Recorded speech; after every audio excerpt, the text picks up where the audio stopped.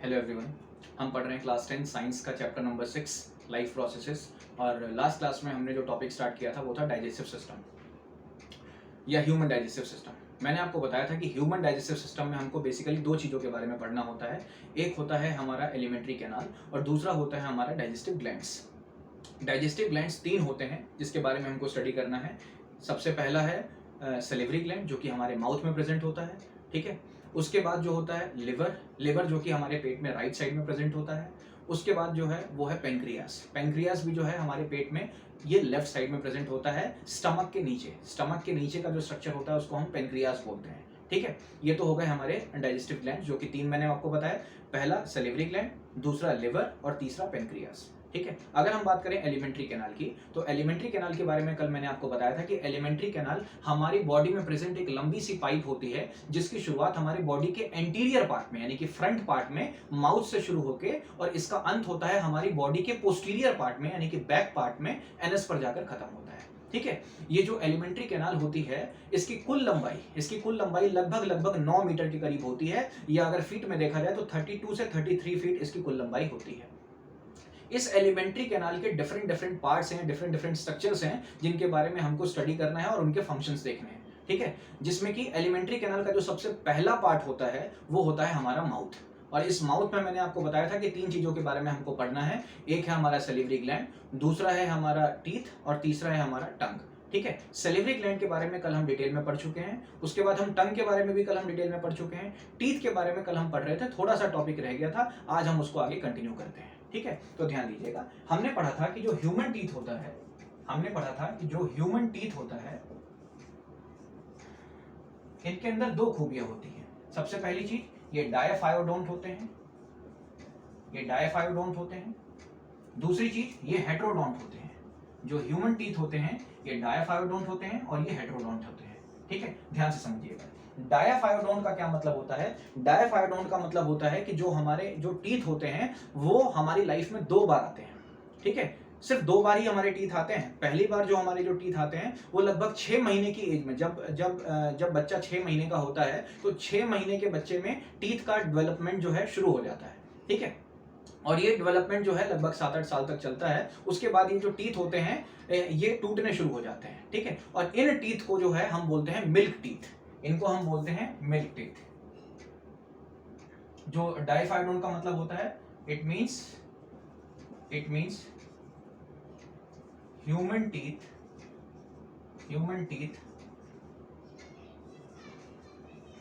develop twice in their lifetime, ठीक है। जो ह्यूमन डाइफाइडोन का मतलब होता है it means human teeth develops twice in their life time. Human teeth जो होते हैं वो उनके लाइफ में जो है दो बार आते हैं, ठीक है। जो सबसे पहला जो होता है, जो पहली बार जो वो आता है तो उसको हम बोलते हैं मिल्क टीथ। जो सबसे पहला जो टीथ आता है जो कि 6 महीने के बच्चे में डेवलप होना शुरू हो जाता है और लगभग 6-7 साल के बाद ये जो है टूटने शुरू हो जाते हैं और लगभग 12-13 साल तक ये सारे जो है मिल्क टीथ टूट जाते हैं, ठीक है। उनको हम बोलते हैं मिल्क टीथ या इसी का दूसरा नाम होता है डेसिडुअस टीथ, ठीक है। ये जो मिल्क टीथ होते हैं लगभग 13 साल तक की उम्र में ये सारे मिल्क टीथ टूट जाते हैं और इसके बाद जो अब जो टीथ आते हैं वो होते हैं हमारे परमानेंट टीथ। ये जो परमानेंट टीथ होते हैं अगर ये एक बार टूट जाए तो फिर ये ध्यान रखिएगा फिर वो दोबारा डेवलप नहीं होंगे, ठीक है। परमानेंट टीथ जो इस समय जो हमारे जो टीथ हैं वो हमारे परमानेंट टीथ हैं। अगर ये टीथ अगर टूट जाए तो फिर ये दोबारा नहीं आते हैं, ये बात ध्यान रखेंगे आप, ठीक है। तो ये जो परमानेंट टीथ होते हैं इसको काफी ध्यान से संभाल के रखना होता है क्योंकि अगर ये टूट जाए तो फिर वो आएंगे नहीं वहां पे, फिर वो आपको आर्टिफिशियल टीथ लगवाना पड़ता है किसी डेंटिस्ट के पास जाके, ठीक है। तो ये होते हैं मिल्क टीथ जिसको कि हम डेसिडुअस टीथ बोलते हैं और उसके बाद होते हैं हमारे परमानेंट टीथ, ठीक है। तो ध्यान रखिएगा जो ह्यूमन के जो टीथ होते हैं ये डाइफायोडोंट होते हैं। डाइफायोडोंट का मतलब होता है कि वो लाइफ में दो ही बार आते हैं। पहले जो होते हैं वो होते हैं मिल्क टीथ या डेसिडुअस टीथ और उसके बाद जो होते हैं ये परमानेंट टीथ होते हैं, ठीक है। जो परमानेंट टीथ होते हैं वो अगर एक बार टूट जाए तो फिर वो दोबारा नहीं आते हैं, ठीक। ये तो हो गया हमारे डाइफायोडोंट का मीनिंग। उसके बाद हम इसको मैं मिटा रहा हूं। उसके बाद अगर हम बात करें हेट्रोडोंट तो हेट्रोडोंट का क्या मीनिंग होता है। Heterodont means it means different types of teeth, different types of teeth. Heterodont का मतलब होता है जो टीथ होते हैं जो हमारे, वो हेट्रोडोंट होते हैं। इट मीन्स कि जो हमारे टीथ हैं वो सारे एक जैसे नहीं होते हैं, वो सारे डिफरेंट टाइप के होते हैं। ठीक है, जैसे कि मैं आपको कल बता चुका हूं कि हमारे माउथ में जो टीथ होते हैं ये कुल 4 प्रकार के होते हैं। 4 प्रकार, वो जो 4 टाइप हैं वो कौन कौन से हैं? सबसे पहला होता है इंसीजर्स, दूसरा होता है कैनाइन्स, तीसरा होता है प्रीमोलर्स और चौथा होता है मोलर्स। ठीक है, जो ह्यूमन टीथ होते हैं वो 4 प्रकार के होते हैं, इंसीजर्स, कैनाइन्स, प्रीमोलर्स और मोलर्स। ये जो इंसीजर्स होते हैं और जो कैनाइन्स, प्रीमोलर्स, मोलर्स, इनका काम क्या है मैं आपको बता देता हूँ। इंसीजर्स का काम क्या होता है, ये बहुत ही पतले, ये बहुत ही चपटे और शार्प होते हैं। इनका काम क्या होता है, किसी चीज को पकड़ के रखना। ये आगे के जो टीथ होते हैं हमारे इंसीजर्स कहलाते हैं। इनका काम क्या होता है, किसी चीज को पकड़ के रखना, टू होल्ड समथिंग और टू बाइट समथिंग, किसी चीज को काटना या किसी चीज को पकड़ के रखना, ये काम होता है हमारे इंसीजर्स का। ठीक है, मैं कल लिखवा चुका हूं आपको लास्ट क्लास में। उसके बाद आता है कैनाइन्स जो होते हैं ये हमारे इधर के, यहाँ जो एक टीथ है, इधर जो एक टीथ है, इधर नीचे भी और इधर भी, टोटल 4 कैनाइन्स होते हैं हमारे, इन कैनाइन्स का काम क्या होता है, किसी चीज को चीर फाड़ करना। आपने देखा होगा अगर हम किसी चिप्स वगैरह के जो रैपर फाड़ते हैं तो ये इसी कैनाइन टीथ की मदद से जो है हम इसको फाड़ते हैं। ठीक है, तो ये जो कैनाइन टीथ होते हैं इनका काम क्या होता है, किसी चीज को चीर फाड़ करना। आपने देखा होगा जो एनिमल्स होते हैं जैसे कि लायन है या फिर जो डॉग्स होते हैं, इनके अंदर ये जो कैनाइन टीथ होते हैं ये बहुत ही ज्यादा डेवलप होते हैं, ये बहुत ही बाहर की तरफ निकले होते हैं। इसीलिए किसी भी अगर एनिमल को अगर बाइट करते हैं तो तुरंत वो उसके स्किन को तुरंत फाड़ देते हैं। ठीक है, तो ये एक कैनाइन टीथ की मदद से जो है वो इस तरीके से कर पाते हैं। ठीक है, तो ये तो हो गए हमारे कैनाइन्स। उसके बाद होता है हमारे प्रीमोलर्स क्या होते हैं, जो एक जो कैनाइन होते हैं इसके पीछे 2 इधर और 2 इधर, टोटल 8 कैनाइन्स होते हैं, टोटल 8 प्रीमोलर्स होते हैं। इनका काम क्या होता है, किसी चीज को चबाने का काम कौन करते हैं, ये प्रीमोलर्स करते हैं। और उसके बाद सबसे लास्ट के जो 3 टीथ होते हैं, जो इधर और इधर, जो लास्ट के तीन टीथ होते हैं, मतलब 3 6 3 9 3 12, इनका काम क्या होता है, किसी चीज को पीसना या किसी चीज को चबाना। ठीक है, ये काम होता है इन मोलर्स का। ठीक है, चलिए अब हम देखते हैं कि ये जो इंसीजर्स, कैनाइन्स, प्रीमोलर्स और मोलर्स जो हैं ये हमारे माउथ में कहां प्रेजेंट होते हैं। ठीक है, अब हम ये देखेंगे कि ये हमारे माउथ में कहां प्रेजेंट होते हैं। ठीक है, तो पहले तो आप इस इंसीजर्स, कैनाइन्स, प्रीमोलर्स, मोलर्स लिख के और लिख लें इसको, ताकि मैं इसको इरेज करूं। चलिए, लिख लिया होगा आपने। अब जरा ध्यान दीजिएगा, देखिए जैसा कि आपको पता है कि हमारे माउथ में टोटल 32 टीथ होते हैं, 32 दांत होते हैं हमारे माउथ में, जिसमें कि ऊपर वाले जबड़े में 16 दांत और नीचे वाले जबड़े में 16 दांत होते हैं। ऊपर वाले जबड़े में 16 दांत और नीचे वाले जबड़े में 16 दांत होते हैं। ठीक है, तो मैं एक स्ट्रक्चर बना के दिखा रहा हूं आपको कि हमारे माउथ में जो सारे दांत होते हैं वो कैसे प्रेजेंट होते हैं। ध्यान दीजिएगा, ये है हमारा अपर जॉ, ठीक है, ये भी है हमारा अपर जॉ, ठीक है। ये अपर जॉ का है राइट वाला पार्ट, ये राइट वाला पार्ट है, ये लेफ्ट वाला पार्ट है। ठीक है, ये है हमारा लोअर जॉ, नीचे वाला जबड़ा, ये भी है हमारा लोअर जॉ। आपको अभी समझ नहीं आ रहा होगा कि मैं लोअर जॉ 2-2 क्यों बना रहा हूं, अपर जॉ 2-2 क्यों बना रहा हूं, अभी आपको समझाऊंगा मैं। लोअर जॉ, ये लोअर जॉ का राइट वाला पार्ट और ये लेफ्ट वाला पार्ट। समझिए, देखिए होता क्या है, हमारे माउथ में टोटल 32 दांत होते हैं, ये बात आप जानते हैं। इस 32 दांत में से 16 दांत ऊपर के जबड़े में होते हैं, 16 दांत नीचे के जबड़े में होते हैं। अब जरा ध्यान से समझिएगा, जो ऊपर के जबड़े में जो 16 दांत होते हैं, अगर इसको फ्रंट पार्ट से, यहां से फ्रंट पार्ट से अगर डिवाइड किया जाए तो ये 2 हिस्सों में डिवाइड हो जाएगा, 8 दांत इधर और 8 दांत इधर। उसी तरीके से जो नीचे के जबड़े में जो 16 दांत होते हैं, इसको अगर फ्रंट पार्ट से डिवाइड किया जाए तो ये 2 हिस्सों में डिवाइड हो जाएगा, 8 दांत इधर और 8 दांत इधर। ठीक है, तो ध्यान रखिएगा कि हमारे माउथ को टोटल 4 हिस्सों में डिवाइड किया गया है। ऊपर वाले जबड़े को 2 हिस्सों में डिवाइड किया गया है, राइट साइड वाला और लेफ्ट साइड वाला पार्ट। नीचे वाला जो जबड़ा है, यानी कि जो नीचे वाला जो जॉ है, इसको भी 2 पार्ट में डिवाइड किया गया है, 8 दांत इधर और 8 दांत इधर।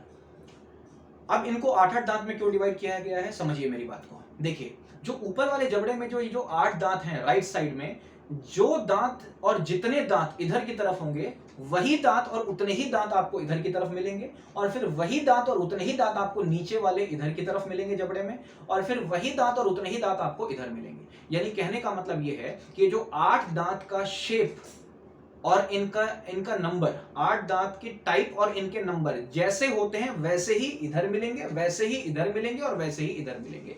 यानी कि हम इन 32 दांतों के बारे में अलग अलग स्टडी ना करके अगर सिर्फ हम इन 8 दांतों के बारे में ही स्टडी कर लें तो इसका मतलब हमने पूरे माउथ के हर दांत के बारे में स्टडी कर लिया। क्यों? क्योंकि 8 दांत जैसे इधर मिलेंगे वैसे ही 8 दांत इधर होते हैं, वैसे ही 8 दांत इधर होते हैं और वैसे ही 8 दांत इधर होते हैं। ठीक है, तो अब हम टोटल 32 के बारे में ना स्टडी करके अगर सिर्फ 8 दांतों के बारे में स्टडी कर लें तो इसका मतलब हमने अपने हर दांत के बारे में स्टडी कर लिया। ठीक है, अब समझिए, देखिए, तो मैंने आपको बताया था कि ऊपर के जबड़े में राइट साइड में 8, लेफ्ट साइड में 8, फिर नीचे के जबड़े में राइट साइड में 8 और लेफ्ट साइड में 8। ठीक है, तो यहां पर टोटल कितने टीथ होते हैं? इसमें टोटल 8 टीथ होते हैं, 8 टीथ। ठीक है, और यहां पर भी 8 टीथ होते हैं, यहां पर भी 8 दांत होंगे और यहां पर भी 8 टीथ होंगे। ठीक है, समझिए, यहां पर जो 8 दांत होते हैं ये 4 प्रकार के होते हैं, इंसिजर्स, कैनाइन्स, प्रीमोलर्स और मोलर्स। यहां पर भी जो 8 दांत हैं ये भी 4 प्रकार के होंगे, इंसिजर्स, कैनाइन्स, प्रीमोलर्स और मोलर्स। ठीक है, उसके बाद यहां जो 8 दांत होंगे ये भी 4 प्रकार के होंगे, ये होंगे आपके इंसिजर्स, कैनाइन्स, प्रीमोलर्स और मोलर्स। यहां पर भी इंसिजर्स, कैनाइन्स, प्रीमोलर्स और मोलर्स। ठीक है, समझिए मेरी बात। जो इंसिजर्स, इसका जो फॉर्मूला होता है, जो कितने दांत होते हैं इनका फॉर्मूला होता है, इसको हम डेंटल फॉर्मूला बोलते हैं, ये होता है 2 1 2 3। ठीक है, अब समझिए मेरी बात को। देखिए, ये जो हमारा ऊपर वाला जो जबड़ा है इसमें जो राइट साइड में जो 8 दांत हैं इसमें से जो पहले जो 2 दांत होंगे, जो पहले 2 दांत होंगे वो होंगे इंसिजर्स। यानी कि यहाँ फ्रंट पार्ट से जो राइट साइड का जो हिस्सा है इसमें जो पहले 2 दांत होंगे वो होंगे हमारे इंसिजर्स। अगर इधर 2 इंसिजर्स हैं तो इधर भी 2 इंसिजर्स, उसी तरीके से नीचे भी इधर 2 इंसिजर्स और इधर भी 2 इंसिजर्स। आई होप आपको बात समझ में आ गई होगी। यानी कि 2 2 4 2 6 और 2 8, टोटल इंसिजर्स कितने हो गए हमारे? 8 इंसिजर्स हो गए। ठीक है, अब समझिए, यहां देखिए, इंसिजर्स, कैनाइन्स, प्रीमोलर्स और मोलर्स, इनकी संख्या में लिखता हूं, टोटल हमारे 8 तो हो गए इंसिजर्स। आप समझ सकते हैं, देखिए 2 इंसिजर इधर, 2 इंसिजर इधर, 2 इंसिजर इधर, 2 इंसिजर इधर। ठीक है, तो टोटल कितने हो गए? 8 हो गए। तो इधर अगर डेंटल फॉर्मूला 2 1 2 3 है तो इधर भी होगा 2 1 2 3। इधर क्या होगा? ये इंसिजर्स 2 1 2 3, फिर 2 1 2 3। ठीक है, ये मैं ऐसे बना देता हूं।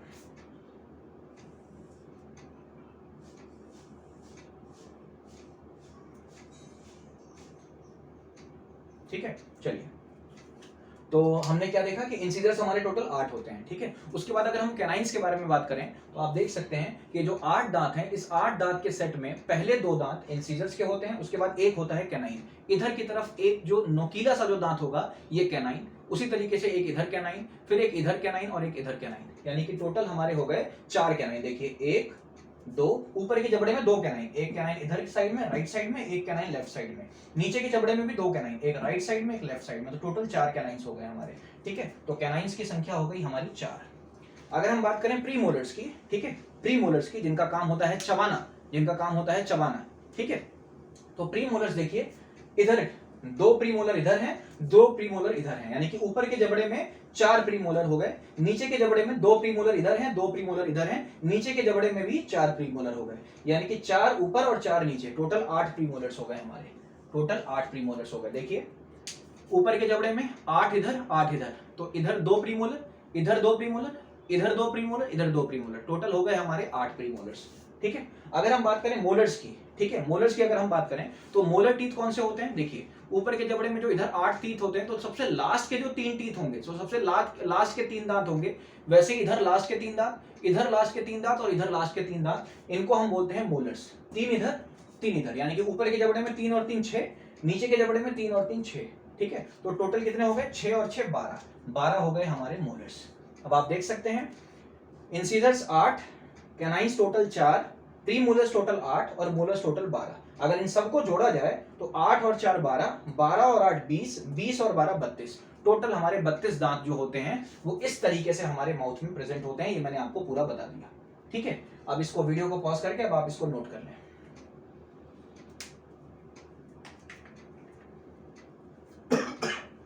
चलिए, ये आपने लिख लिया होगा।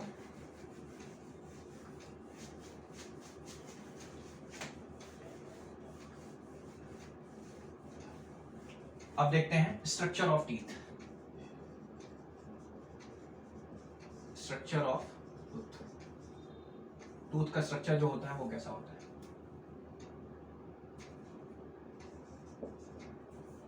ध्यान दीजिएगा, देखिए जो हमारा कोई भी जो हमारा जो एक दांत होता है उसका स्ट्रक्चर कैसा होता है, मैं आपको ड्रॉ करके दिखा रहा हूं।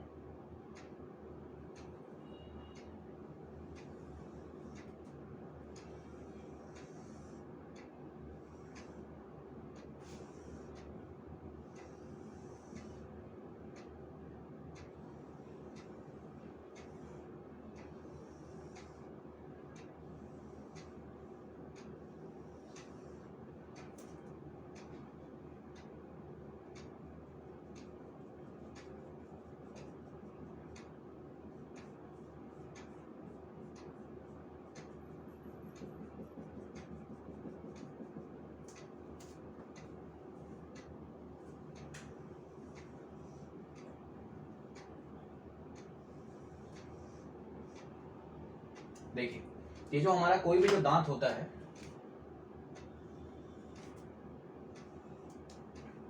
जो हमारा जो दांत होता है, कोई भी दांत के बारे में बात कर रहा हूं, तो कोई भी दांत जो होता है उसके 3 पार्ट होते हैं, ठीक है। जो पहला जो सबसे ऊपर का जो पार्ट होता है, ध्यान दीजिएगा, तो जो सबसे ऊपर का जो पार्ट होता है इसको बोलते हैं हम enamel.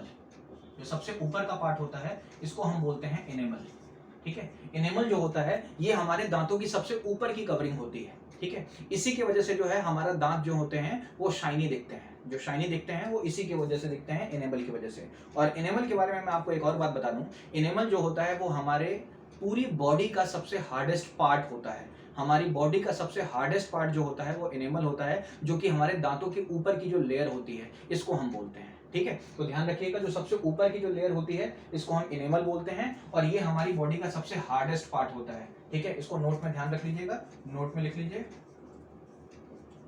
enamel is the outer covering, enamel is the outer covering of our teeth, and it is the hardest part of our body, it is the hardest part of our body। ये हमारी पूरी body का सबसे hardest part होता है, ठीक है। ये एनेमल के बारे में आप लिख लीजिए, इसको इरेज कर रहा हूं। उसके बाद एनेमल के बारे में जो दूसरी बात लिखनी है आपको वो ये है, एनेमल के बारे में जो दूसरी बात लिखनी है आपको वो ये है, enamel is made up of calcium phosphate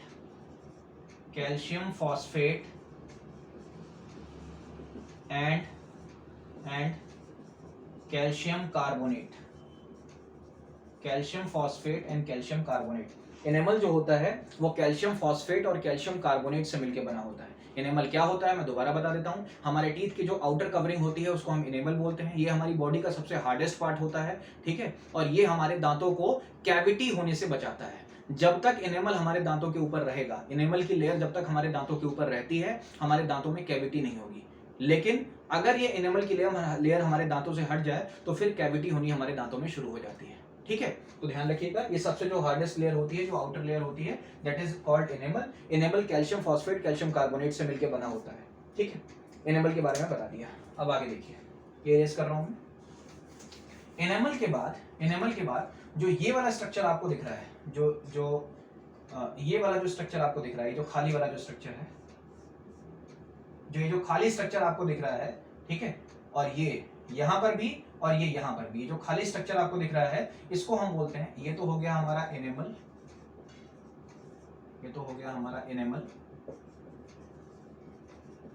उसके बाद जो ये वाला जो स्ट्रक्चर है हमारा, ये इसको बोलते हैं हम डेंटिन, इसको हम बोलते हैं डेंटिन।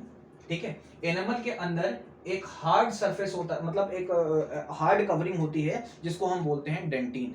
ये जो डेंटिन होता है ये हमारे बोन से थोड़ा सा ज्यादा हार्ड होता है और एनिमल से थोड़ा कम हार्ड होता है। जो हमारे हड्डियां होती हैं जो हमारे शरीर में, उन हड्डियों से तो थोड़ा ज्यादा मजबूत होता है ये डेंटिन, और लेकिन इतना भी मजबूत नहीं होता कि वो एनिमल के जैसा मजबूत हो। ठीक है, तो ध्यान रखिएगा, एनिमल के बाद जो दूसरी लेयर होती है हमारे दांतों की उसको हम बोलते हैं डेंटिन।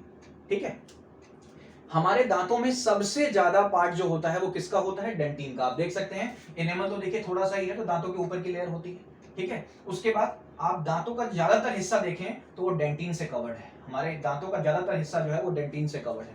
ठीक है, तो ध्यान रखिएगा जो डेंटिन होता है ये एनिमल के नीचे की लेयर को हम डेंटिन बोलते हैं। उसके बाद जो सबसे नीचे, जो सबसे अंदर की जो लेयर होती है इसको हम बोलते हैं पल्प। ये जो मैंने शेडेड पोर्शन है इसको हम बोलते हैं पल्प। ये पल्प क्या होता है समझिए, ये पल्प जो होता है ये हमारे दांतों के अंदर पहुंचने वाली नसें होती हैं जिसके द्वारा जो है हमारे दांतों को न्यूट्रिशन पहुंच पाता है। ठीक है, ये दांतों के अंदर जो पहुंचने वाली नसें होती हैं इसको हम बोलते हैं पल्प। होता क्या है, जब कैविटी होती है तो वो कैविटी क्या करती है, सबसे पहले हमारे इस एनिमल को हटाती है। ये एनिमल हट गया। ठीक है, एनिमल हट गया तब भी हमको कोई दिक्कत नहीं होती है। एनिमल हटने से बस इतना होता है कि आपको बस कभी कभार थोड़ा सा ठंडा गर्म जो है कभी कभार फील होगा। ठीक है, एनिमल हट गया, उससे हमको कोई दिक्कत नहीं है। उसके बाद अब ये कैविटी जो है धीरे धीरे धीरे धीरे धीरे धीरे धीरे धीरे इस डेंटिन को भी हटा देती है। ठीक है, अब ये डेंटिन पे भी ये डेंटिन को भी हटा दिया इस कैविटी ने। जब ये कैविटी इस डेंटिन को हटा देती है, डेंटिन को हटाने के बाद जब ये पल्प को टच करती है, जब ये इन्फेक्शन जो है ये पल्प तक पहुंचने लगता है, तब हमारे दांतों में दर्द होना शुरू होता है।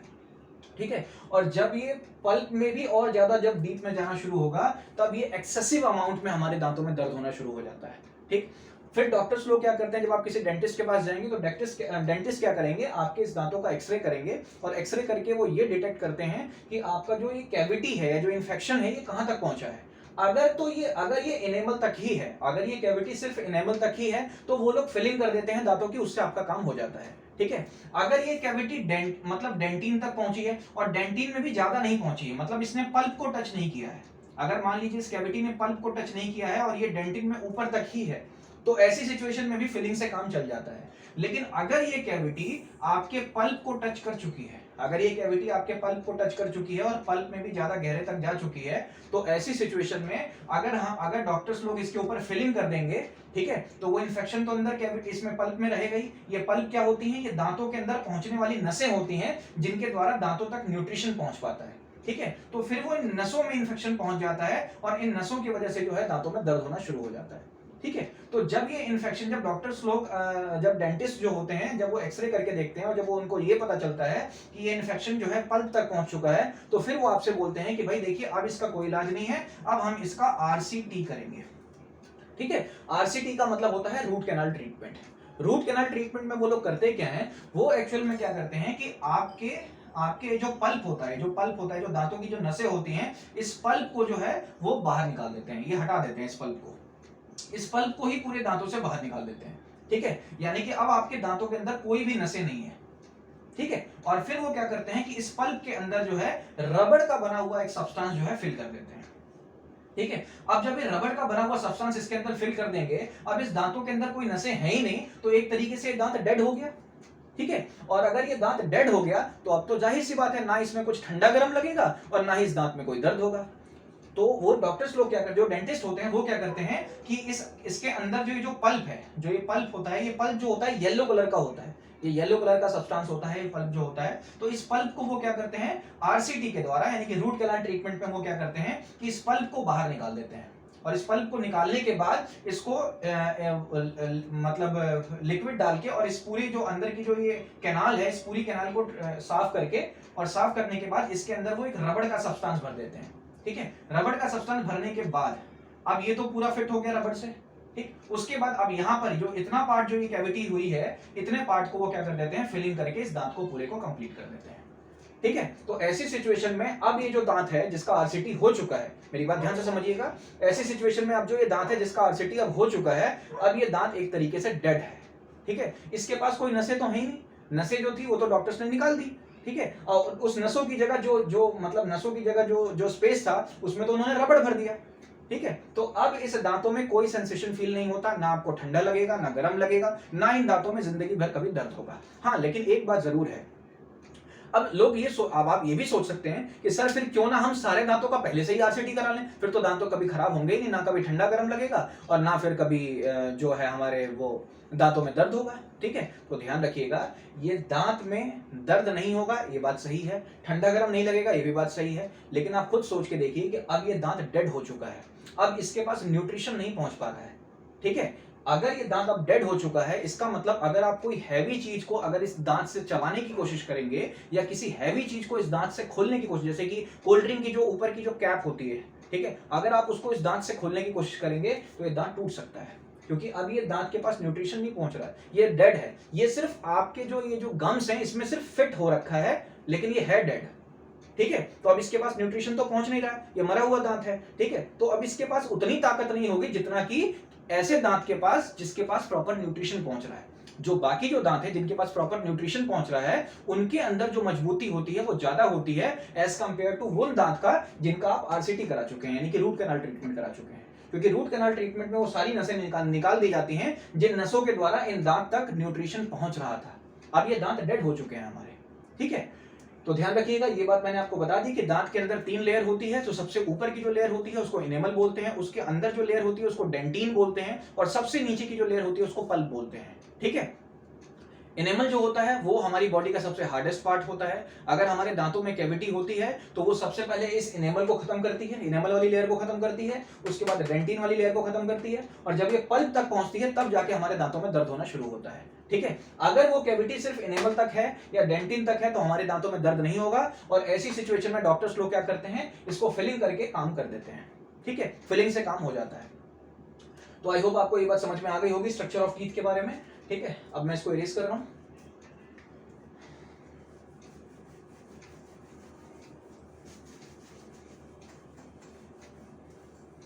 चलिए, यहां पर एक क्वेश्चन पूछा जाता है कि हमारे दांत का ज्यादातर हिस्सा कौन कवर करता है। तो ध्यान रखिएगा, जो एनिमल होता है वो तो ऊपर की लेयर होती है।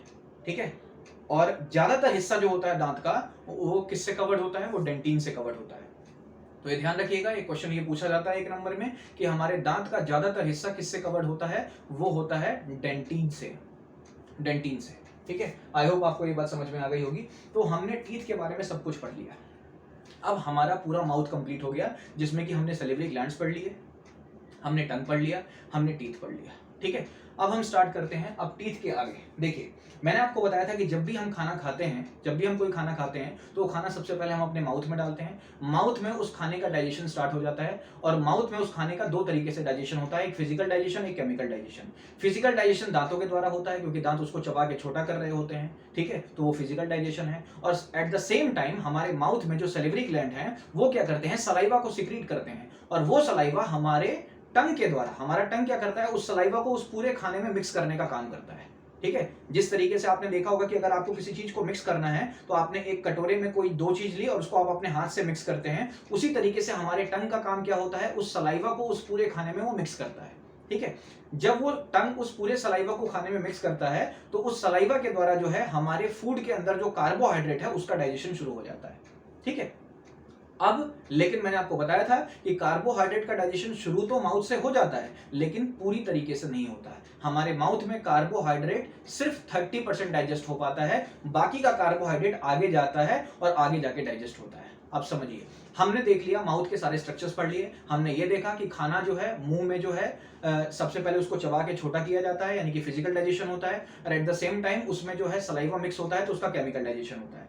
अब वो खाना जो है छोटे छोटे टुकड़ों में कन्वर्ट हो जाता है और अब वो खाना जाता है हमारे अंदर। ठीक है, तो ध्यान रखिएगा, अब वो खाना हमारे माउथ से गया अगले स्ट्रक्चर के पास जिसको कि हम बोलते हैं फेरिंक्स। ध्यान से समझिएगा, अब वो खाना हमारे माउथ से चला गया अगले स्ट्रक्चर के पास जिसको कि हम बोलते हैं फेरिंक्स। अगर हम बात करें इस फेरिंक्स की, तो ये जो फेरिंक्स है ये क्या होता है समझिए। देखिए, हम जब सांस लेते हैं तो सांस लेने के लिए हमारे गर्दन में एक अलग पाइप है और खाना खाने के लिए हमारे गर्दन में अलग पाइप है। यानी कहने का मतलब ये है कि हमारी जो गर्दन है इसमें दो टाइप की पाइप होती है। एक पाइप आगे की तरफ होती है और एक पाइप पीछे की तरफ होती है। ठीक है, आगे की तरफ और एक पाइप पीछे की तरफ होती है। ठीक, देखिए ये मैंने आपको दिखाया हुआ है कि ये हमारी गर्दन है, ये इधर की तरफ हमने फेस किया हुआ है। ये जो आगे वाली जो पाइप होती है, ये जो आगे वाली पाइप होती है, इसको हम बोलते हैं ट्रैकिया या विंड पाइप। इसको हम बोलते हैं ट्रैकिया या विंड पाइप। और जो पीछे वाली जो पाइप होती है इसको हम बोलते हैं ईसोफेगस या फूड पाइप। समझिएगा मेरी बात को गौर से, आगे वाली जो पाइप होती है इसको ट्रैकिया या विंड पाइप बोलते हैं, और जो पीछे वाली पाइप होती है इसको हम फूड पाइप या ईसोफेगस बोलते हैं।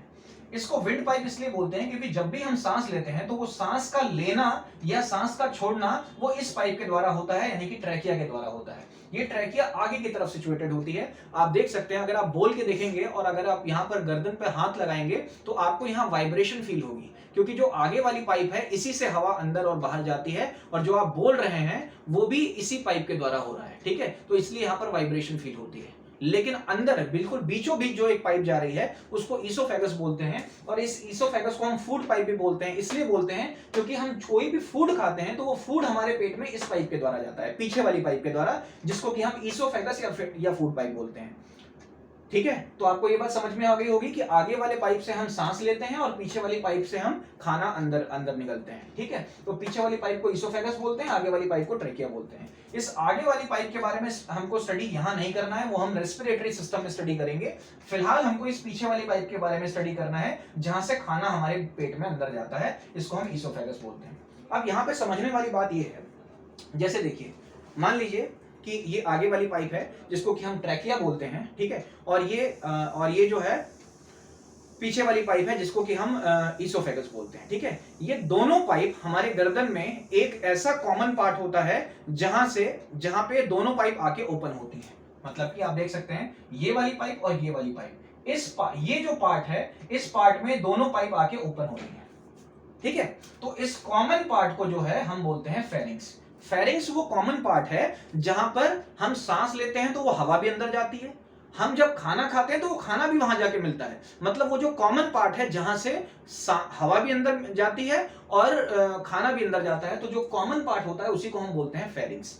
ठीक है, यानी इस फेरिंग्स के बारे में हम रेस्पिरेटरी सिस्टम में भी पढ़ेंगे। रेस्पिरेटरी सिस्टम मींस सांस लेने की जो पूरा प्रोसेस होता है, जिसमें हम लंग्स के बारे में पढ़ेंगे, ट्रैकिया के बारे में पढ़ेंगे, ब्रोंकाई के बारे में पढ़ेंगे, एल्वियोलिस के बारे में पढ़ेंगे। तो वो सब चीजें हम रेस्पिरेटरी सिस्टम में पढ़ेंगे। फिलहाल इतना समझिए कि pharynx is the common part of respiratory system as well as digestive system. Digestive system और रेस्पिरेटरी सिस्टम, इन दोनों का कॉमन पार्ट होता है फेरिंग्स, क्योंकि फेरिंग्स वो जगह है जहां के बाद दो पाइप बन जाती हैं।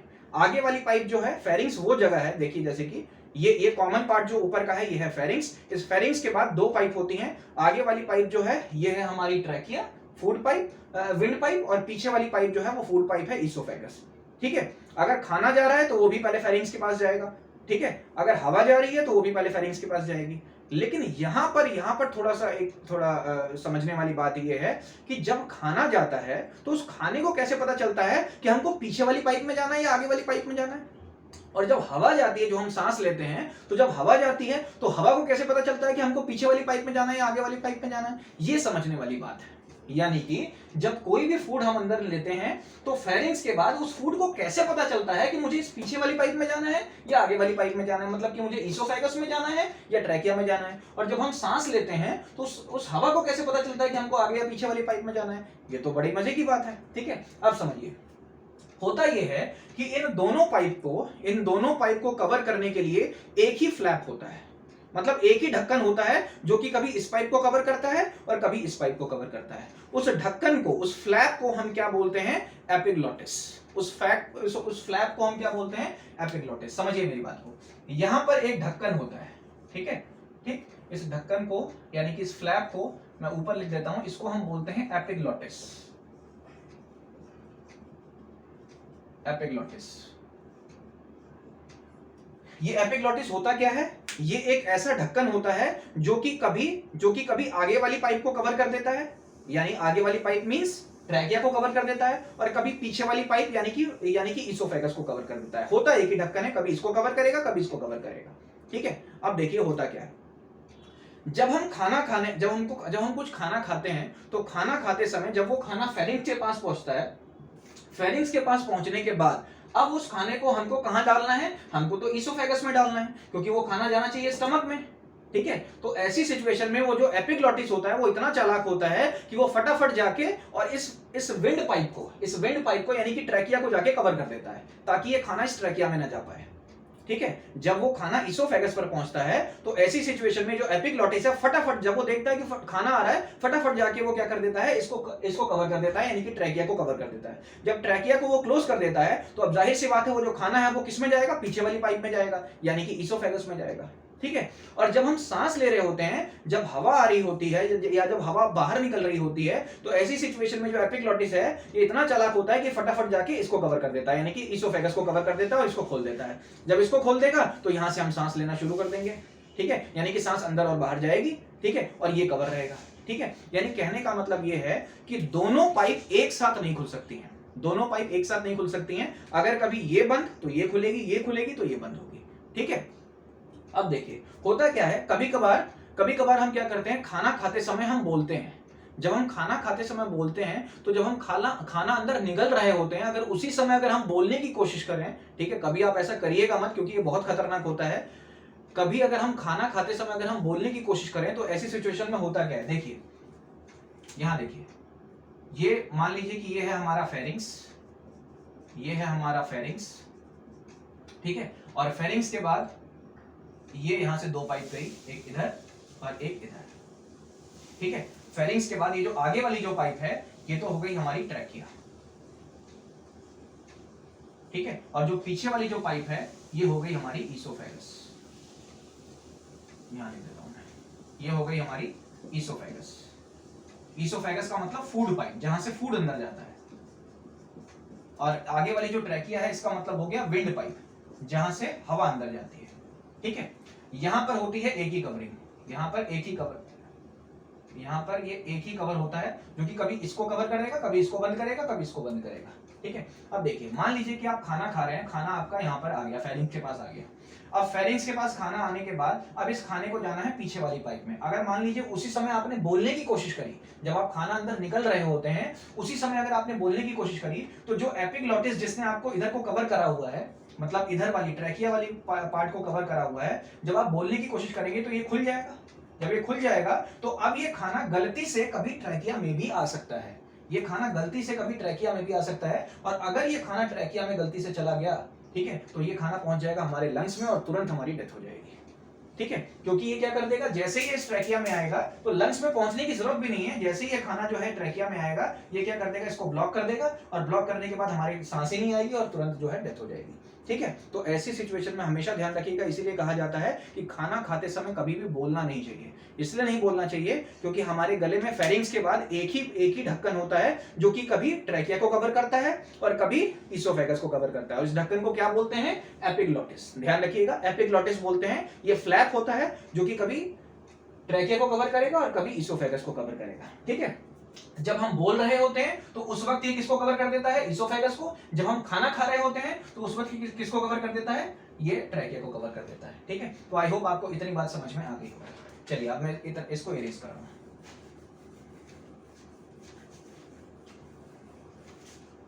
देखिए ध्यान दीजिए, तो अब हमने क्या पढ़ लिया, हमारा खाना जो है आगे चला गया, हमारा खाना फेरिंग्स तक पहुंचा, फेरिंग्स के बाद हमारा खाना जो है इस इसोफेगस में आ गया, ठीक है। फेरिंग्स के बाद अब हमारा खाना इसोफेगस में आ गया। अच्छा एक चीज और ध्यान रखिएगा, जब हमारा खाना मुंह से अंदर चला जाता है, निकल जाता है, जब मुंह से जब वो अंदर चला जाता है, माउथ से जब अंदर चला जाता है, जब वो फेरिंग्स के पास पहुंच जाता है, तब वो खाने को हम बोलस बोलते हैं, बोलस बोलते हैं। यानी कि जो खाना हमने अपने मुंह में अच्छे से चबा लिया है, अब उस खाने को हम फूड को फूड ना बोल के हम उसको बोलस बोलेंगे। यानी कि जो फूड यहां तक पहुंचा हुआ है, जो फूड यहां तक पहुंचा हुआ है, इसको हम क्या बोलते हैं, बोलस, बोलस, ठीक है। अब ये जो बोलस है, अब ये फेरिंग्स के बाद कहां पहुंचेगा, ये पहुंचेगा इस इसोफेगस में, फेरिंग्स के बाद इस इसोफेगस में पहुंचेगा, यानी कि फूड पाइप में पहुंचेगा। अब समझिए यहां पर एक क्वेश्चन ये है, क्या आपने कभी सोचा है कि अगर हम खाना लेट के, अगर मान लीजिए आप लेटे हुए हैं और लेट के अगर आप कुछ खाने की कोशिश कर रहे हैं, ठीक है, तो भी वो खाना जो है हमारे पेट में पहुंच जाता है, ठीक। अगर आप खड़े होके खा रहे हैं तो भी वो खाना पेट में पहुंच जाता है, ठीक। तो सवाल ये है कि सर हम जब लेटे हुए हैं तो इसका मतलब अगर हम लेटे हुए हैं तो ये जो हमारा ईसोफेगस है फिर तो ये ऐसा होना चाहिए, इस तरीके से होना चाहिए, हॉरिजॉन्टल होना चाहिए, ठीक है। तो हम लेटे हुए हैं तो ऐसी सिचुएशन में जब ये खाना यहाँ गया तो यहाँ से खाना स्टमक तक कैसे पहुंचा, ये स्टमक तक कैसे पहुंचा, क्योंकि ये तो ऐसे पाइप ऐसे थी, ठीक है। क्या कभी आपने सोचा है कि ये खाना यहाँ से यहाँ तक कैसे पहुंचा? क्या किसी भाई यहाँ से अगर मान लीजिए कोई पाइप ऐसे सीधी है और इस सीधी पाइप में किसी चीज को यहाँ से यहाँ पहुंचाना है तो पीछे से प्रेशर लगाना पड़ेगा, तभी तो ये चीज यहाँ से यहाँ पहुंचेगी, ठीक है। तो हम जाकर सोए हुए हैं तो सोते हुए में खाना जो है यहाँ से मतलब कि फेरिंक्स से स्टमक तक कैसे पहुंच गया। खड़े हैं तो बात समझ में आती है कि हमने कुछ खाया और वो खाना सीधा नीचे चला गया, स्टमक में चला गया, खड़े हैं तो ये तो बात समझ में आती है। लेकिन अगर हम लेटे हुए हैं तो फिर उस खाने को किसने पुश किया ताकि वो स्टमक में चला जाए? तो ध्यान रखिएगा, हमारा जो ईसोफेगस होता है, जो हमारा ईसोफेगस होता है, इसके अंदर एक मूवमेंट होता है जिसको बोलते हैं पेरिस्टाल्सिस मूवमेंट। इसके बेसिस पर क्वेश्चन बनता है, ध्यान रखिएगा। पेरिस्टाल्सिस मूवमेंट, ये क्या होता है पेरिस्टाल्सिस मूवमेंट? समझिए, देखिए ये हमारी पतली सी होती है ईसोफेगस, ये पतली सी पाइप जो होती है ये होती है ईसोफेगस। यहां हमारा खाना आया, मान लीजिए यहां हमारा खाना आया। जब ये खाना यहां पहुंचता है तो ऐसी सिचुएशन में क्या होता है कि ये खाना क्या करता है, इस पाइप को जो है यहां पर ऐसे फुला देता है। इस खाने की वजह से ये पाइप यहां पर फूल जाती है, इस खाने की वजह से यहां पाइप फूल गई, ठीक है। ऊपर का हिस्सा मतलब सही से बनाता हूं, ध्यान दीजिएगा। मान लीजिए पतली सी पाइप है, ये ईसोफेगस है, ठीक है। ये खाना पहले यहां था, ये यहां आया। जब यहां आया तो यहां पर ये पाइप थोड़ी सी ऐसे हो गई, ऐसे और ऐसे। ये खाना यहाँ पर है अभी, ठीक है। ये पाइप ऐसे फूल गई यहाँ पर और बाकी जो पाइप का हिस्सा है वो ऐसे का वैसे ही है। अब होता क्या है कि जो यहाँ वाली पाइप है ये इसको ऐसे पुश करती है, इधर से भी इधर से भी, ठीक है। यहाँ वाली पाइप इसको इधर से पुश करेगी और इधर से पुश करेगी। तो अब ये खाना जो है कुछ टाइम बाद यहाँ आ जाएगा, ये खाना जो है कुछ टाइम बाद यहाँ आ जाएगा, यहाँ आ जाएगा, ठीक है। अब फिर दोबारा यहाँ वाली जो पाइप है इसको इधर से पुश करेगी और इधर से पुश करेगी, तो फिर ये खाना कुछ टाइम बाद जो है वो यहाँ आ जाएगा, यहाँ आ जाएगा, ठीक है। मतलब कि ये जो पाइप होती है ये ऐसे ऐसे, इसमें कॉन्ट्रैक्शन ऐसे ऐसे चलता रहता है, ठीक है, जिसकी वजह से खाना जो है नीचे की तरफ आता है। और इसको पुश कौन करता है? ये पाइप खुद ही अपने खाने को ऐसे पुश करती है, फिर खाना आगे गया, फिर उसको ऐसे पाइप को दबा के पुश करती है, फिर खाना आगे गया, फिर उसको दबा के पुश करती है। इस तरीके से जो पाइप है ये खाने को पुश करके इसमें ऐसे कॉन्ट्रैक्शन रिलैक्सेशन होता रहता है, इस पाइप में ऐसे कॉन्ट्रैक्शन रिलैक्सेशन होता रहता है। और इसी टाइप के मूवमेंट को हम बोलते हैं पेरिस्टाल्टिक मूवमेंट, पेरिस्टाल्टिक मूवमेंट।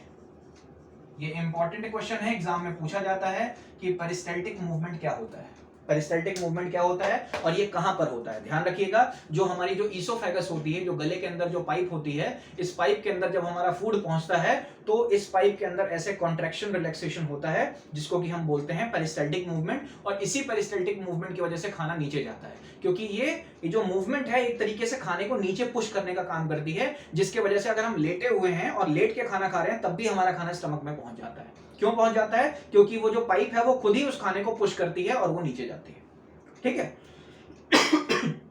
और ध्यान रखें, अगर हम खड़े हैं और खाना खा रहे हैं और खड़े होने पर खाना नीचे जा रहा है तो इसका रीजन ये नहीं है कि ग्रेविटी लग रही है इसलिए नीचे जा रहा है। ये ध्यान रखिएगा, बहुत लोग कहते हैं कि ग्रेविटी की वजह से खाना नीचे जा रहा होगा। ग्रेविटी की वजह से नहीं जाता है, वो इस पेरिस्टाल्टिक मूवमेंट की वजह से जाता है। चाहे आप लेट के खाएं या खड़े होके खाएं, ये पेरिस्टाल्टिक मूवमेंट जो होता ही है, ये इस ईसोफेगस में है, ठीक है। चलिए, तो पेरिस्टाल्टिक मूवमेंट आपको समझ में आ गया। तो अब हमने क्या देखा कि खाना हमने माउथ में लिया, माउथ के बाद इस खाने को चबा के हमने फेरिंक्स के पास भेजा।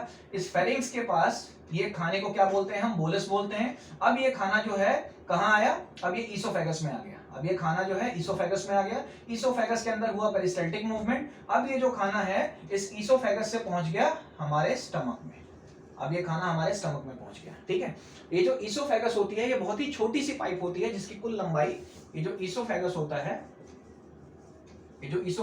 है इसकी जो लेंथ होती है, इसकी लेंथ होती है 25 सेंटीमीटर। इस ईसोफेगस की लेंथ जो होती है वो 25 सेंटीमीटर होता है। बहुत छोटी सी पाइप होती है यहाँ पर 25 सेंटीमीटर की। और इस ईसोफेगस के बाद अब ये खाना आ जाता है हमारे स्टमक में। स्टमक हमारा लेफ्ट साइड में होता है, आप देख सकते हैं स्टमक हमारा लेफ्ट साइड में होता है, ठीक है। ये मेरा राइट हैंड है, ये मेरा लेफ्ट हैंड है। स्टमक हमारा लेफ्ट साइड में होता है। ईसोफेगस क्या होता है? ईसोफेगस एक ऐसी पाइप है जो कि हमारे स्टमक को इस फेरिंग से कनेक्ट कर रही है। आप देख सकते हैं ईसोफेगस ऐसी पाइप है जो कि हमारे स्टमक को इस फेरिंग से कनेक्ट कर रही है। ठीक है, तो ध्यान दीजिएगा, ईसोफेगस की लेंथ है 25 सेंटीमीटर। ईसोफेगस कनेक्ट्स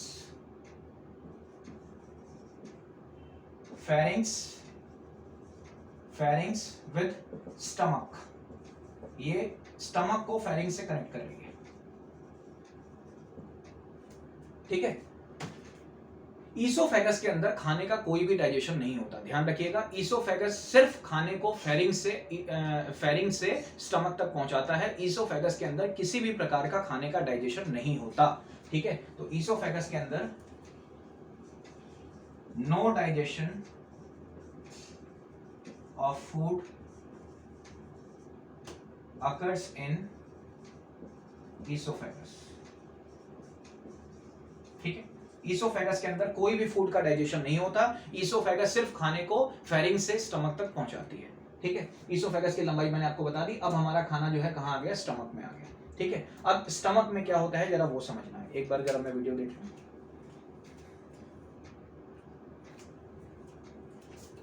चलिए, अब हमको समझना है कि स्टमक में क्या होता है। ध्यान दीजिएगा,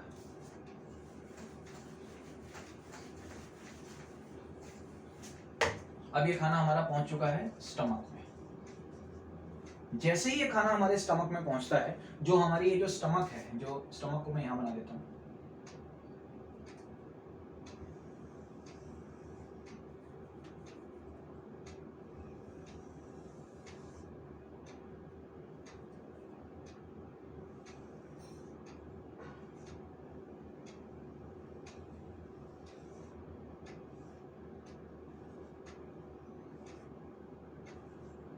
ये जो हमारा जो स्टमक होता है जो कि यहाँ पर है। ठीक है, ये जो स्टमक होता है जैसे ये खाना हमारे इस स्टमक में पहुंचता है, ये जो स्टमक की जो वॉल्स होती हैं, ये जो इस स्टमक की जो दीवारें होती हैं, ये जो वॉल्स होती हैं, ये एक लिक्विड सिक्रीट करती हैं। समझिए मेरी बात को। जैसे ये खाना हमारे स्टमक में पहुंचता है, ये जो स्टमक की जो वॉल्स होती हैं, स्टमक की वॉल्स जो होती हैं, ये एक लिक्विड सिक्रीट करती हैं। ठीक है, स्टमक की वॉल्स जो होती हैं एक लिक्विड सिक्रीट करती हैं। The walls of stomach secretes gastric juice. एक लिक्विड सिक्रीट करती हैं जिसको हम क्या बोलते हैं? गैस्ट्रिक जूस बोलते हैं। जैसे ही वो खाना हमारे स्टमक में आता है, ये स्टमक की जो वॉल्स होती हैं ये तुरंत एक लिक्विड सिक्रीट करती हैं जिसको कि हम बोलते हैं गैस्ट्रिक जूस। ठीक है, वो लिक्विड किस लिए सिक्रीट करती हैं? इस खाने को पचाने के लिए। ठीक है, अभी जो गैस्ट्रिक जूस होता है इसमें क्या क्या चीजें होती हैं जरा वो समझना है। देखिए, ये जो गैस्ट्रिक जूस होता है, इस गैस्ट्रिक जूस में तीन चीजें होती हैं। इस गैस्ट्रिक जूस में तीन चीजें होती हैं। एक होता है HCl, हाइड्रोक्लोरिक एसिड। HCl आपको पता ही होगा, फुल फॉर्म हाइड्रोक्लोरिक एसिड। ठीक है, इसमें होता है हाइड्रोक्लोरिक एसिड। HCl होता है हाइड्रोक्लोरिक एसिड। उसके बाद दो एंजाइम पाए जाते हैं, वो कौन कौन से होते हैं? एक होता है हमारा पेप्सिनोजेन, थोड़ा सा बड़ा लिख देता हूं आपको, देखिए, पेप्सिनोजेन। और जो ये वाला जो एंजाइम है ये होता है प्रोरेनिन।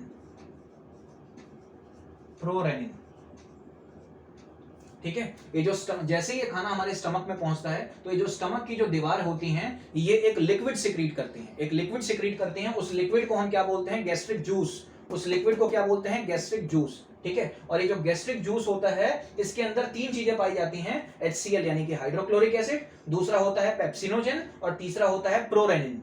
हाइड्रोक्लोरिक एसिड, पेप्सिनोजेन और प्रोरेनिन। ठीक है, इन सबका अलग अलग काम होता है। लेकिन ध्यान रखिएगा, ये जो पेप्सिनोजेन और प्रोरेनिन है, ये जो है इनएक्टिव फेज में रहते हैं। इनएक्टिव फेज का मतलब ये है कि ये फिलहाल सोए हुए हैं। ठीक है, इनको ये अभी कोई काम नहीं करेंगे, हालांकि इनका कुछ ना कुछ काम होता है। काम इसका भी होता है, काम इसका भी होता है, काम इसका भी होता है। लेकिन ये जो पेप्सिनोजेन और प्रोरेनिन होते हैं जो कि इस गैस्ट्रिक जूस में बनते हैं, ये जो है फिलहाल इनएक्टिव फेज में रहते हैं, ये सोए हुए रहते हैं।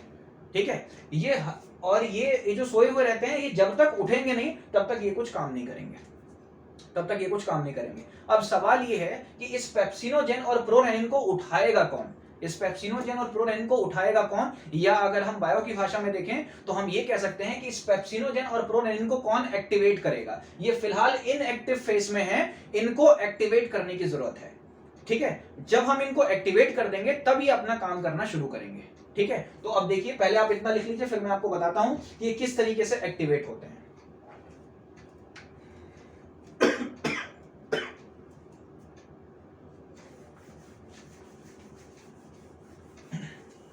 हाँ जी, देखिए, हमने पढ़ा कि जो गैस्ट्रिक जूस होता है, हमने पढ़ा कि जो गैस्ट्रिक जूस होता है जो कि हमारे स्टमक की वॉल्स बनाती हैं और वो सिक्रीट करती हैं, उसके अंदर तीन चीजें। उसके अंदर सबसे पहली चीज HCl, दूसरी चीज पेप्सिनोजेन, पेप्सिनोजेन, और तीसरी चीज प्रोरेनिन, प्रोरेनिन। ठीक है, सबसे पहले समझते हैं इस HCl का क्या काम होता है। इस HCl के दो काम होते हैं। इस HCl का पहला काम तो ये होता है कि जो फूड हमारे ऊपर से ईसोफेगस के माध्यम से हमारे स्टमक में पहुंचा है, अगर उस फूड में कुछ बैक्टीरिया वगैरह हैं जिसको कि हमारा लाइसोजाइम नहीं मार पाया, मैंने आपको बताया था कि हमारे माउथ में जो सलाइवा सिक्रीट होता है, इस सलाइवा के अंदर लाइसोजाइम पाया जाता है, और वो लाइसोजाइम क्या करता है, छोटे मोटे बैक्टीरिया जो कि फूड के माध्यम से हमारे माउथ में चले जाते हैं उनको वो किल कर देता है। लेकिन अगर मान लीजिए कुछ बैक्टीरिया ऐसे हैं जो कि इतने ताकतवर हैं कि उनको लाइसोजाइम किल नहीं कर पाया, अगर कुछ बैक्टीरिया ऐसे हैं जो कि इतने ताकतवर हैं कि उनको लाइसोजाइम किल नहीं कर पाया, तो वो बैक्टीरिया फूड के साथ हमारे स्टमक में पहुंचते हैं। अब स्टमक में जो एसिड बनता है HCl, ये इतना स्ट्रॉन्ग एसिड होता है कि ये उन बैक्टीरिया को किल कर ही देता है। ठीक है, अब वो बैक्टीरिया चाहे कितने भी ताकतवर हों, ये एसिड इतना पावरफुल होता है कि ये उन बैक्टीरिया को किल कर देता है। तो HCl का एक काम तो ये समझ में आया कि ये जो छोटे मोटे बैक्टीरिया जो कि फूड के माध्यम से हमारे स्टमक में आ जाते हैं उनको वो किल कर देता है। आ गई बात समझ में, यानी कि उनको मार देता है। दूसरा काम HCl का क्या होता है, HCl का दूसरा काम होता है ये जो बाकी जो दो लोग हैं इनको उठाना, इनको जाके वो उठाता है, यानी कि इनको एक्टिवेट करता है। फटाफट ये HCl भाग के पास जाता है, पेप्सिनोजेन के पास और प्रोरेनिन के पास जाता है, और इनको जाके उठाता है, बोलता है भाई उठो उठो उठो। पेप्सिनोजेन को भी बोलता है और प्रोरेनिन को भी बोलता है कि भाई उठो। ये बोलते हैं क्या हो गया, ये बोलता है खाना आ गया, चलो डाइजेस्ट करना है उसको। ठीक है, तो ये क्या करता है, इस पेप्सिनोजेन और इस प्रोरेनिन को उठाने की कोशिश करता है। तो जब तक इस पेप्सिनोजेन और प्रोरेनिन के पास HCl नहीं पहुंचेगा, HCl नहीं पहुंचेगा, तब तक ये दोनों उठते नहीं हैं। क्यों नहीं उठते हैं, यानी कि मैं कह सकता हूं कि तब तक ये दोनों एक्टिवेट नहीं हो पाते हैं। क्यों नहीं एक्टिवेट हो पाते हैं, क्योंकि इनके अंदर खूबी होती है, ये पेप्सिनोजेन और प्रोरेनिन के अंदर खूबी होती है कि इनको एसिडिक मीडियम चाहिए इनको एक्टिवेट होने के लिए। ठीक है, यानी कि इनको एसिडिक मीडियम चाहिए होता है अपने आप को एक्टिवेट करने के लिए, और वो एसिडिक मीडियम कौन प्रोवाइड करता है, वो HCl प्रोवाइड करता है। ठीक है, तो ये HCl क्या करता है, इन पेप्सिनोजेन और प्रोरेनिन को जाके उठाता है। तो समझिए यहां पर क्या होता है। तो HCl के मैंने आपको दो काम बताए, पहला काम ये बैक्टीरिया को किल करता है, दूसरा काम ये पेप्सिनोजेन और प्रोरेनिन को जाके एक्टिवेट करता है, यानी कि उठाता है इसको। ठीक है, तो समझिए क्या होता है। ये जो पेप्सिनोजेन था ये पहले सोया हुआ था, ये पहले सोया हुआ था। ठीक है, इसके पास कौन पहुंचा, इसके पास पहुंचा HCl पहुंचा। अब HCl ने क्या किया, इस पेप्सिनोजेन को उठा लिया, यानी कि इसको एक्टिवेट कर दिया। अब एक्टिवेट होने के बाद अभी जो पेप्सिनोजेन है अब ये उठ के बैठ गया। ठीक है, अब ये जो पेप्सिनोजेन है जब ये एक्टिवेट हो गया तो इसका नाम बदल जाता है। अब इसका नाम पेप्सिनोजेन नहीं रहता, अब इसका नाम हो जाता है पेप्सिन। अब इसका नाम हो जाता है पेप्सिन। ठीक है, उसी तरीके से ये जो प्रोरेनिन है, ये जो प्रोरेनिन है इसको भी HCl जाके उठाता है। तो अब ये जब HCl इस प्रोरेनिन को एक्टिवेट करता है तो उसके बाद ये भी एक्टिवेट हो जाता है और इसका भी नाम बदल जाता है और इसका नाम हो जाता है रेनिन। इसका नाम हो जाता है रेनिन। पहले इसका नाम था प्रोरेनिन, अब ये हो गया रेनिन। इसका नाम था पेप्सिनोजेन, अब ये हो गया पेप्सिन। और अब ये दोनों एक्टिव फेज में आ गए हैं, यानी कि अब ये पहले तो ये सो रहे थे, अब ये दोनों उठ गए हैं और अब ये कुछ काम करेंगे। और इनका काम क्या है, आपको पता ही है कि ये दोनों एंजाइम हैं। एंजाइम का काम क्या होता है, खाना को डाइजेस्ट करना, फूड को डाइजेस्ट करना। और फूड में क्या चीजें जाती हैं हमारी बॉडी में, कार्बोहाइड्रेट, प्रोटीन या फैट। ये मैंने आपको बताया था, कार्बोहाइड्रेट, प्रोटीन या फैट, जिसमें से कार्बोहाइड्रेट का डाइजेशन मैंने आपको बताया था कि माउथ से ही स्टार्ट हो जाता है। बचे दो चीज, प्रोटीन और फैट। लेकिन कार्बोहाइड्रेट भी पूरा माउथ में डाइजेस्ट नहीं होता, सिर्फ 30% होता है। ठीक है, अब देखिए, अब ये पेप्सिनोजेन और रेनिन अब ये तो उठ गए हैं, अब ये करेंगे क्या जरा वो मैं आपको बताता हूं। देखिए ये जो पेप्सिन है, ये क्या करता है, ये उठते ही कहता है कि मुझे प्रोटीन दो, मैं प्रोटीन को डाइजेस्ट करूंगा। ठीक है, अब जो फूड हमने खाया है उस फूड के अंदर जो प्रोटीन गया है उस प्रोटीन को डाइजेस्ट करने का काम कौन करता है, ये पेप्सिन करता है।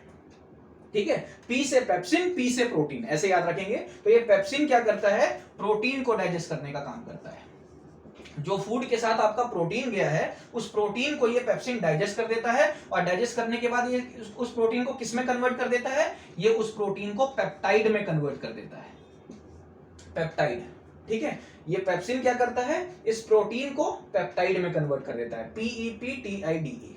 ठीक है, उसके बाद अब ये रेनिन क्या करता है, रेनिन भी एक्टिवेट हो चुका है। ये रेनिन क्या करता है, ये रेनिन भी प्रोटीन को ही डाइजेस्ट करता है, लेकिन ये कौन से प्रोटीन को डाइजेस्ट करता है, दूध में जो प्रोटीन प्रेजेंट होता है, दूध के अंदर जो प्रोटीन प्रेजेंट होता है उसका एक स्पेशल नेम होता है, उसको बोलते हैं केसीन। दूध के अंदर जो प्रोटीन प्रेजेंट होता है उसका एक स्पेशल नेम होता है, उसको बोलते हैं केसीन। उस केसीन को ये डाइजेस्ट करता है, सिर्फ ये केसीन को ही डाइजेस्ट करता है, यानी कि दूध के अंदर प्रेजेंट प्रोटीन को डाइजेस्ट करता है। यानी कि इससे ये बात समझ में आई कि जो हम दूध पीते हैं वो दूध हमारे स्टमक में डाइजेस्ट हो जाता है। ठीक है, और ये क्या करता है, ये जो दूध में जो प्रोटीन प्रेजेंट होता है केसीन, केसीन क्या होता है, मिल्क प्रोटीन। मैं यहां लिख देता हूं केसीन, CASEIN। केसीन क्या होता है, ये किसमें पाया जाता है, मिल्क में पाया जाने वाला प्रोटीन है। यहाँ स्पेस नहीं है, आप अपनी कॉपी में लिख लेंगे मिल्क प्रोटीन। ठीक है, केसीन जो होता है ये मिल्क का अंदर पाया जाने वाला प्रोटीन होता है, और ये रेनिन क्या करता है, इस मिल्क के अंदर पाए जाने वाले प्रोटीन को क्या करता है, डाइजेस्ट करता है, और डाइजेस्ट करने के बाद इसको किसमें कन्वर्ट कर देता है, इस केसीन को वो पैरा केसीन में बदल देता है, पैरा केसीन में बदल देता है। अब समझिए मेरी बात को, हुआ क्या, देखिए फूड आया हमारे स्टमक में, स्टमक में आते ही जो स्टमक की जो वॉल्स हैं उन्होंने क्या किया, उन्होंने देखा अच्छा फूड आ गया, उन्होंने तुरंत अपना सिक्रीशन शुरू कर दिया, यानी कि उन्होंने तुरंत लिक्विड निकालना शुरू कर दिया। और वो जो लिक्विड निकालते हैं, जो स्टमक की जो वॉल्स जो लिक्विड निकालती हैं उसका नाम है गैस्ट्रिक जूस। ठीक है, इस गैस्ट्रिक जूस में 3 चीजें पाई जाती हैं, HCl, पेप्सिनोजेन और प्रोरेनिन। HCl का काम क्या होता है, HCl का काम होता है, 2 काम होते हैं इसके। HCl का एक काम तो होता है बैक्टीरिया को किल करना, जो फूड के माध्यम से जो बैक्टीरिया हमारे स्टमक में पहुंच गए हैं उनको किल करता है ये। दूसरा काम क्या होता है, ये जो दोनों सो रहे हैं इनको जाके ये उठाता है। ठीक है, यानी कि ये जो दोनों इनएक्टिव फेज में हैं इनको जाके वो एक्टिवेट करता है। कौन करता है, HCl। ठीक है, तो देखिए ये जो पेप्सिनोजेन जो सो रहा था, HCl इसके पास पहुंचा, HCl ने बोला पेप्सिनोजेन को, अरे भाई उठो, खाना आ गया, उसको डाइजेस्ट करना है। तो ये पेप्सिनोजेन उठ के और ये किसमें कन्वर्ट हो गया, पेप्सिन में कन्वर्ट हो गया। यानी कि ये पेप्सिनोजेन फिलहाल इनएक्टिव फेज में था, लेकिन अब ये एक्टिव फेज में आ गया। आ गई बात समझ में। फिर ये HCl प्रोरेनिन के पास गया, इसने बोला प्रोरेनिन उठो, खाना आ गया, उसको डाइजेस्ट करना है। तो ये प्रोरेनिन उठ के किसमें कन्वर्ट हो गया, रेनिन में कन्वर्ट हो गया। आ गई बात समझ में। अब ये दोनों उठ चुके हैं, तो अब इनका काम है कुछ ना कुछ डाइजेस्ट करना, लेकिन HCl का काम खत्म हो गया। HCl का काम सिर्फ इतना होता है, उठ के जाओ और पेप्सिनोजेन और प्रोरेनिन को उठा के और ये खुद जाके अपना आराम से बैठा होता है। ठीक है, HCl का काम खत्म हो गया, इसने इन दोनों को उठा दिया, अब इसका काम खत्म हो गया। अब काम इन दोनों का शुरू हो गया, पेप्सिन और रेनिन का। पेप्सिन का काम क्या है, पेप्सिन क्या करता है, प्रोटीन को डाइजेस्ट करता है, और प्रोटीन को डाइजेस्ट करके वो किसमें कन्वर्ट कर देता है, पेप्टाइड्स में, पेप्टाइड में कन्वर्ट कर देता है। और रेनिन क्या करता है, रेनिन सिर्फ दूध के प्रोटीन को डाइजेस्ट करता है। अगर आपने दूध नहीं पिया तो ये रेनिन बेचारा बैठा रहेगा, ये कुछ नहीं करेगा। अगर आपने दूध नहीं पिया तो ये रेनिन कुछ नहीं करेगा, ये बैठा रहेगा। रेनिन सिर्फ दूध के प्रोटीन को डाइजेस्ट करता है। दूध के अंदर प्रोटीन कौन सा पाया जाता है, केसीन, और उसको ये पैरा केसीन में बदल देता है।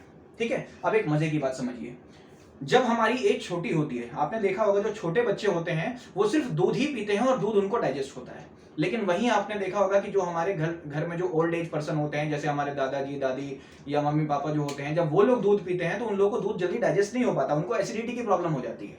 ठीक है, ऐसा क्यों होता है, देखिए ये जो रेनिन होता है ये हमारे स्टमक में ज्यादा तब बनता है जब हमारी एज कम होती है। जैसे जैसे हमारी एज बढ़नी शुरू होती है, ठीक है, जैसे जैसे हम ओल्ड एज होने शुरू हो जाते हैं तो ऐसी सिचुएशन में हमारे स्टमक में रेनिन का बनना कम हो जाता है।